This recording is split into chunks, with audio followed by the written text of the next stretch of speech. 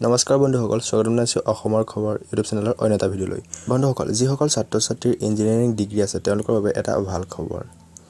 Numaligarh refinery লিমিটেডৰ পৰা এটা পদ ওলাইছে, যিটোৰ নাম হৈছে অভিযন্তা প্ৰশিক্ষাৰ্থী সহকাৰী বিষয়া। ৬৬টা পদ মুকলি কৰিছে NRL-এ। তো বন্ধুসকল, আপোনালোকৰ বাবে ভাল খবৰ। সকলোখিনি তথ্য এই ভিডিঅ'টোত আপোনালোকে পাই যাব।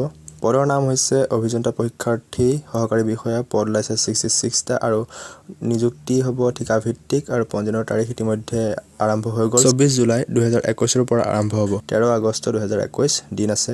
আপোনাৰ যোগ্যতা গম পালেই, ইঞ্জিনিয়াৰিং ডিগ্ৰী হ'বই লাগিব প্ৰাসংগিক।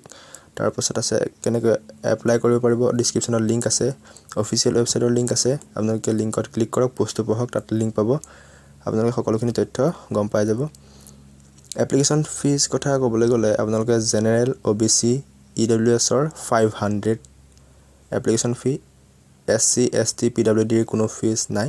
পে'মেণ্ট কৰিব পাৰিব আপোনালোকে debit card, credit card, net banking. তাৰপিছত আপোনালোকৰ 13 আগষ্ট তাৰিখৰ আগত আপোনালোকে পে'মেণ্ট জমা দিব লাগিব, এপ্লিকেশ্যনো জমা দিব লাগিব। অস্থায়ী পৰীক্ষা তাৰিখ আজিলৈকে আপডেট অহা নাই এতিয়ালৈকে বৰ্তমান।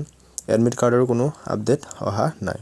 আপোনালোকে বাছনি কেনেকৈ হ'ব তাৰ ভিত্তিত ক'বলৈ গ'লে NRL-ৰ অভিযান্ত্ৰিক পৰীক্ষা হ'ব, কম্পিউটাৰ আধাৰিত পৰীক্ষা হ'ব আৰু হ'ব এটা ইণ্টাৰভিউ হ'ব, মানে সাক্ষাৎকাৰমূলক ইণ্টাৰভিউ হ'ব।